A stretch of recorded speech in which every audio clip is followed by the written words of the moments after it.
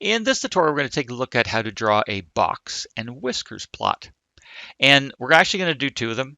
And there's a reason for two. They're great for comparing sets of data. I also want to do one with an even number of numbers, one with an odd number of numbers, because finding the median and the quartiles is slightly different, depending if there's an even number or an odd number of numbers. So in the first one, Pascal Siakam, now he's a basketball player in the NBA with the Toronto Raptors, and these are his point totals for 9 consecutive games, 12, 21, 25, 16, etc., up to 30 in the last game. So we're going to draw a box and whiskers plot for this data. Plot diagram, same thing. Now the first thing you need to do is put the data in order. So 12 is the lowest number, 16 is the next, and then there's a 21, 24, there's two 25s here, and then 27 is the next biggest, and then there's a 30 and a 33 in the end. So you put them in order. Then it's much easier to find where the middle number is and actually what are called the quartiles. So we'll take a look at that. Now there's only 9 numbers here, so it's pretty easy to see that that one's the middle number. There's 4 to the left of it, 4 numbers to the right of it. Okay. Now a lot of people say there's 4 numbers above the median. These are actually both 25s. It doesn't matter which one you put here and which one you put here, but there's still 4 numbers to the left of it and 4 to the right of it. So that's our median number. Now, sometimes you might have a lot more numbers than 9, and it might not be so easy to see which one's the middle. Like if you had, 29 numbers or something like that instead of just 9. So if there's an odd number of numbers, what you can do is this. So I have 9 numbers here. What you do is you add 1, it's always 1, and then divide that sum by 2. See, 9 and 1 add to 10, and 10 divided by 2 gives you 5. So the fifth number is the middle one. See, this is the first, second, third, fourth, fifth. There's a median because it's the fifth number. Okay, so that's a way you can find, and I'll get rid of my writing, which one's the middle one. Now, so I'm going to put and this it might be a box, but it's not the box from the box and whiskers plot. I'm just circling the numbers that are to the left of the median.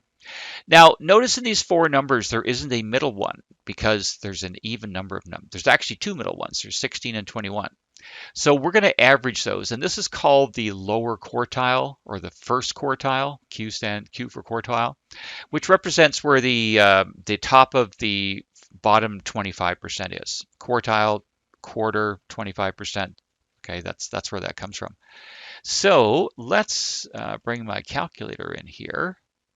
And so we're going to add 16 and 21, and we're going to divide that by 2. We're averaging them. Okay, so that's 18.5. So that's the lower quartile. See, 18.5 is right in the middle between 16 and 21. It's 2.5 bigger than 16, and it's 2.5 lower than 21. So that's why it's in the middle between them. And then we do the same thing with the numbers to the right of the median. There's 4 of them, so there's 2 middle ones. There isn't a middle number. You'll see that though in the second example. So over here, we're going to average the 27 and the 30. So 27 plus 30 is 57, and if we take 57 and divide that by 2, the upper quartile is 28.5. So that's Q3. Now, we need a scale in order to draw this box and whiskers plot. So the first thing we're going to do is the median is at 25. So we're going to put a little vertical line here at 25. Then we're going to plot the quartiles. So Q1 is 18.5 and Q3 is 28.5. So that'd be around here. And then we're going to draw a box around this. So that's the box part of the box and whiskers plot. Now we also next plot, the lowest point is 12. So I'm going to put a dot here at 12 and draw a line down from the lower part of the box to there. So that's one of the whiskers. And then we plot the 33, the biggest point, and we draw a line up here. That's the other whisker.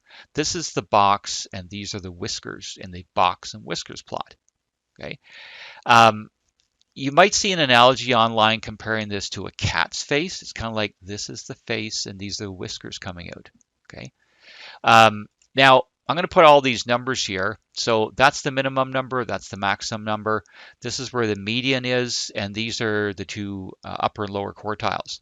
So that represents that the middle of the data, which you might think of as a normal number in the data, or I don't like to use the word average because everybody thinks of just adding all the numbers up and divided by 9. Okay, average also can mean a normal or a normal value for this set of data, not necessarily just the sum of all numbers divided by how many there are. Okay, so it's the middle number. Half the numbers are bigger than it, half the numbers are smaller than it. And this represents the lower quartile and upper quartile. So you see there's 25% of the data below this, 25% of the data above this. Okay, and then this goes and show you how low the lowest number is and how high the biggest number is. So that's how you draw a box and whiskers plot. Now let's do a second one here. Steph Curry's point totals for 10 consecutive games, and it doesn't matter that I have a larger number of numbers here than here. I can still draw a box and whiskers plot and compare them. It doesn't matter. Okay.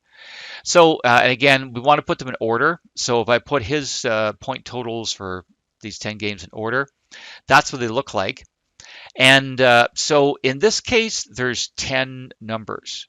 Okay. So these two here would be the middle two numbers because see, there's 4 below there and there's 4 above. So there's no middle number like there was here. So, and again, if there's, because there's 10 numbers here, we divide 10 by 2, and that's 5. So that means the 5th and 6th numbers are the two middle ones. Okay, if there's an even number of numbers. So like if you had, let's say you had 50 numbers, okay, 50 divided by 2 is 25. So we'd use the 25th and 26th one and average those to get the median if they had 50 numbers.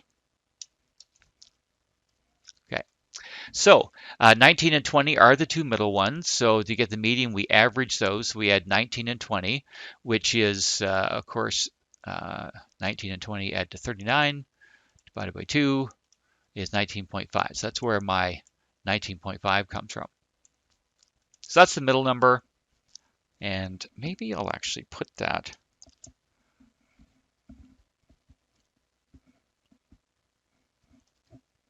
So that's the median, 19.5, right in the middle between 19 and 20. Now, so that's the median. So there's actually 5 numbers below the median, and 5 is an odd number. You see, this 18 would be where the lower quartile is. There's no averaging needed here because, see, there's 2 numbers to the right of it. Sorry. 2 numbers to the left of it, 2 numbers to the right of it. So that's the lower quartile. And see, this is the upper 5 numbers, and there's an odd number. So 29 is the 3rd quartile. Okay, so there's no averaging needed there either.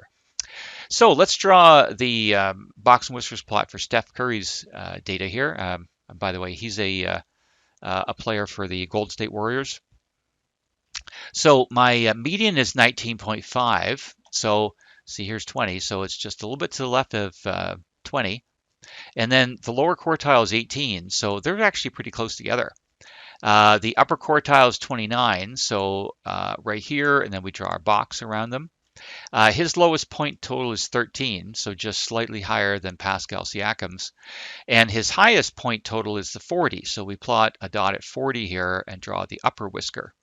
Okay, so that's how you draw Steph Curry's. Now, if I wanted to compare these, some things I might look at and say is this. Well, the middle 50% for both players is actually pretty similar. Steph Curry's is very slightly wider, but not much. But one thing about Pascal Siakam's is his median is higher than Steph Curry's. And that's just for these 9 and 10 games. I'm not saying over like their careers or anything like that. But you see, his median was 25. Steph Curry's is just under 20. It's 19.5. Okay, so see, the bottom 50% of the data for Steph Curry is lower in general than Pascal Siakam's because this is his bottom 50%. Their minimum numbers are about the same, but Steph Curry's actually stretches out. His maximum number is 40. So one thing I get from this is that you can expect maybe from Steph Curry for his best performance perhaps to be a little bit higher than Pascal Siakam's. But again, this is just based on this particular data. So his maximum, it is 7 higher. That 40 is 7 higher than this 33. So that's a little bit you can do to look at those and compare the data. But if you had a whole bunch of different NBA players and you draw their Boston Whiskers plot, it'd be easy to compare them, say, oh, this guy averages better than this guy or whatever. Okay, so that's how you draw Boston Whiskers plots and how you can use them to compare sets of data. And that's the end of the tutorial.